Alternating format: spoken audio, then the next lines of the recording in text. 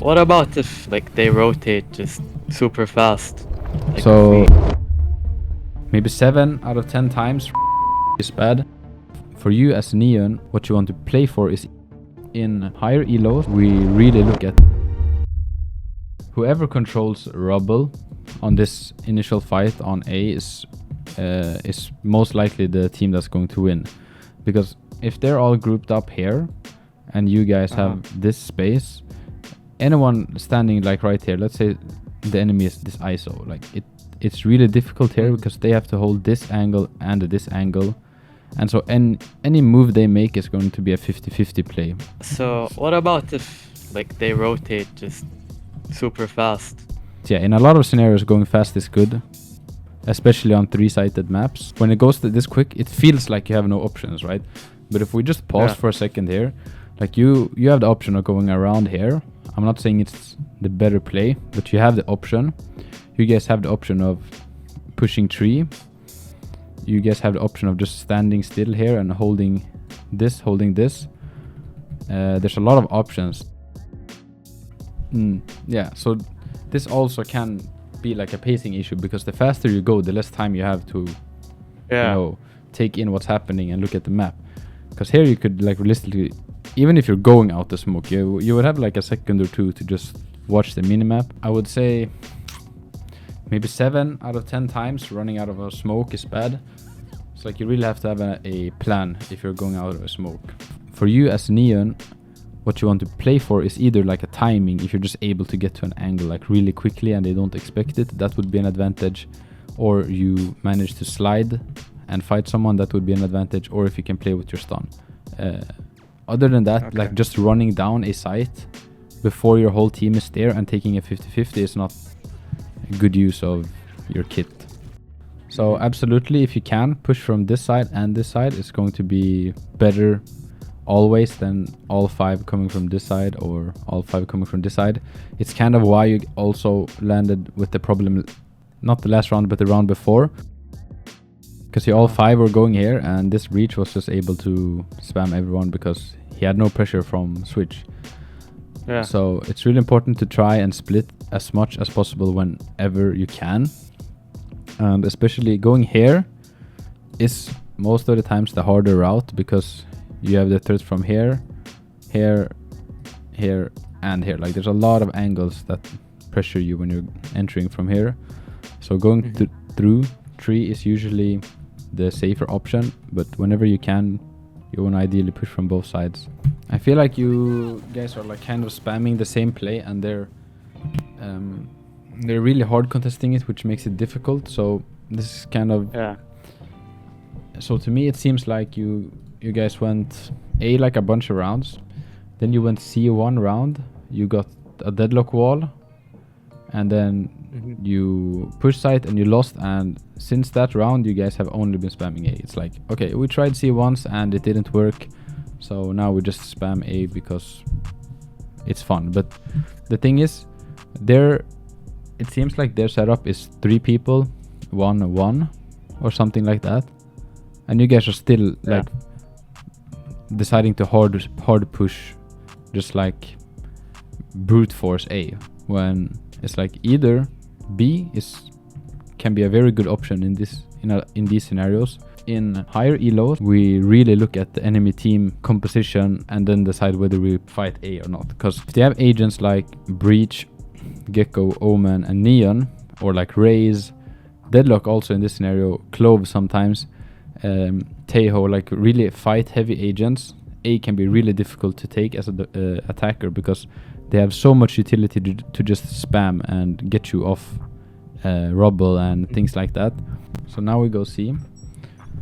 Let's see.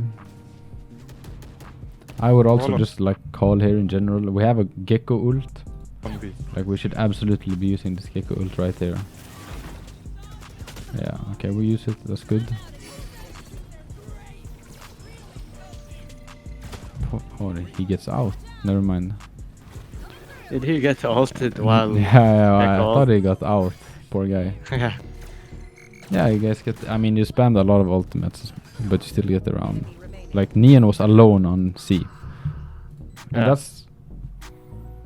I think you can kind of see how much just the decision of you going C, B, or A, just that decision alone that you make before the round starts can either give you like a 20% of winning, let's say like a 50% chance of winning, or like a 80% chance of winning.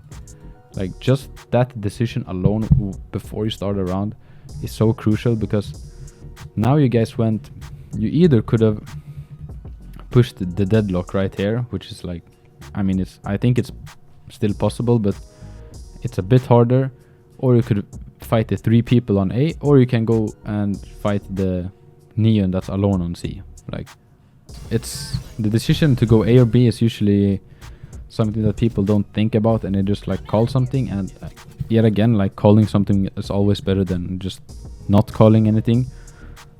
But if you can find the like highest probable place to let's start C, take, then that's going to increase your chances by somebody go main as well. A lot. So here you kind of have to push a smoke or do something, because they have a breach ult, neon ult, and gecko ult. You just have to make something happen here before they make it happen.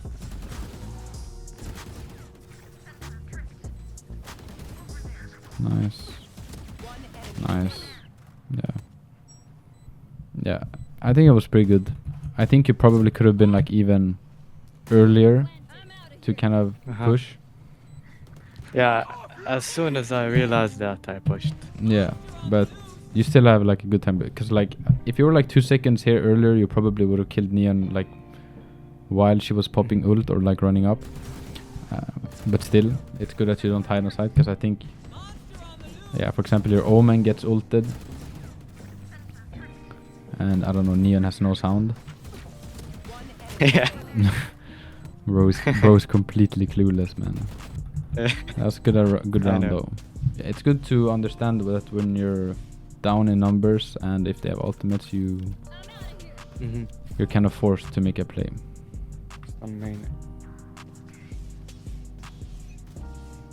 Yeah, like here, so like for most teams, like the most common way to play Lotus is like 3, 1, 1, or 3, 0, and 2, depending on what if you have like a killjoy bot here or deadlock sensors or whatever, because like playing retake on B is actually like pretty easy as defenders, because I think you've probably ran into this issue before. So if you're on attack and you're defending on B, like playing on site it's like almost not an option. Like you have to hold this angle, this angle, this angle, and like potentially like here and here as well. Like it's really hard as a attacker to hold B unless you're really coordinated and you have like good utility. Like most of the times you have to push here, here, here, or something like that. That's why a lot of the time when you go B as attackers, you want to go through A, because if you have control over this area, playing B retake is or like B after plant is actually not that hard, because now you have like quite a lot of space to work with. Yeah. And now they can like realistically only come from here, here, and here, which makes things a lot easier.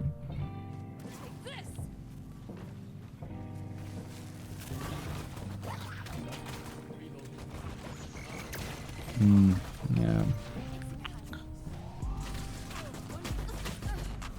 Okay, like you guys kind of win the round anyway, but this one stun you threw here changed like everything. So you threw like a stun you couldn't follow up on. So I think the best way to think of like utility in most cases is like you have a stun and you're like, okay, I want to use the stun. The like follow-up question should always be, can I follow up on this util? If the answer to this question is no, then you don't stun. Okay. It could also otherwise be, can like a teammate follow up on this util? Then it's a yes. But if no one can follow up on your util, it's always going to be a no. So for example, if I'm playing race, for example, in this situation, we know Mhm. like people are here. So like it can be very tempting to just like throw a nade here. Like I'm maybe gonna do like 30-40 damage. It's like not that bad. But since I can't follow up with the util, I get so much less value out of it because I can't really do anything with it. So like, just imagine if you held on to your stun. Either you stunned right here.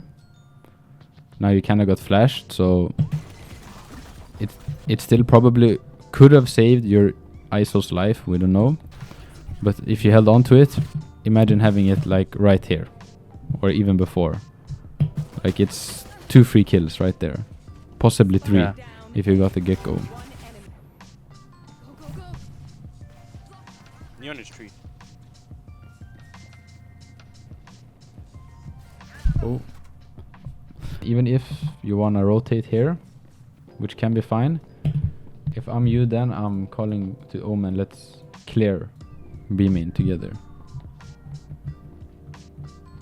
Yeah. Because you have nothing to hold here, so I mean it's really common, like everyone knows that, like if it's a common strategy, like 4 people go here and 1 lurk here, or 4 people go here and 1 lurk here. Like this is something you always have to keep in mind every single round, and that's why it's oftentimes really important to clear this. So for example, if you have like 3 people, or let's say someone died, you have 2 people here, 2 people here, and you guys are retaking A. If you're the last man rotating here, you have to go and clear this. Like you have to, because if you just run here as well, this guy just gets a free lurk on the whole team. So in a lot of cases, clearing B is very important before you retake. Yeah. I think it can be a decent play.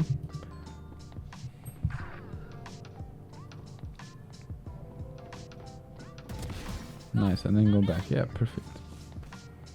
As long as you don't like spam a play like that, it can be very good. Especially if you have a teammate with you, it's a really good play. I think like gambling and just like walking up yourself can also be a pretty good play. Nice, you have the spike.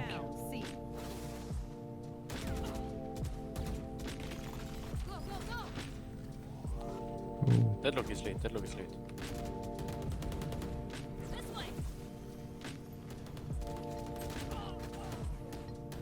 Luther.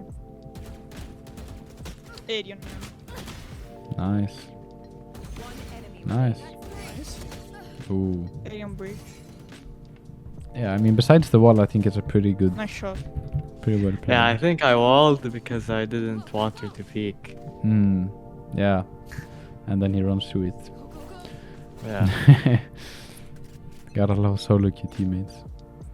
So yeah, now here I would be careful because he did this last round, and if I'm enemy gecko, I'm thinking I died from a B push last round, and if they're not rushing, I'm thinking this gecko might hold you or like someone else on their team. Yeah, and he's right there. Uh-huh. So now just Yeah.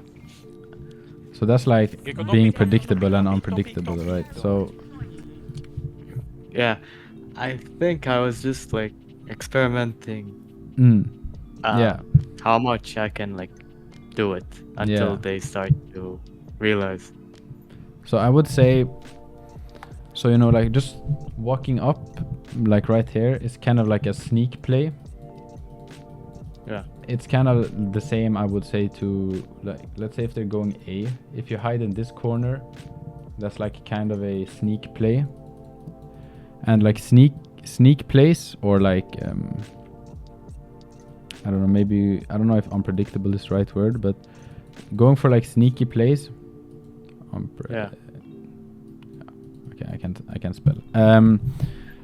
Going for sneak plays is kind of like one-off plays. A lot of times, like hiding in a corner and just like hoping they don't check, or like pushing somewhere you haven't pushed before and hoping they don't check.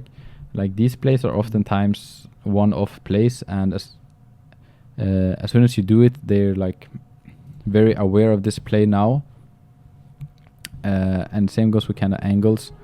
So like in general, unless it's a really strong play, repeating the same play is not particularly like the best. So what I mean by that is, you just walking up here is like, I wouldn't say it's a 50-50. It's like maybe like a 55-45. Like, if no one has Yeah. ever pushed B before, like, you kind of have the upper hand. Like, they're probably not going to expect you.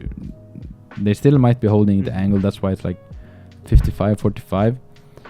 But for example, if you walk up here and you have like a breach that stuns this line, and then you stun this, for example, I would say like this play is probably like a, I don't know, like a 70% play. Like that's like a pretty good play. So even if Gecko stands here and he knows what you're gonna do, like you're probably gonna kill him anyway, because it's a really strong play.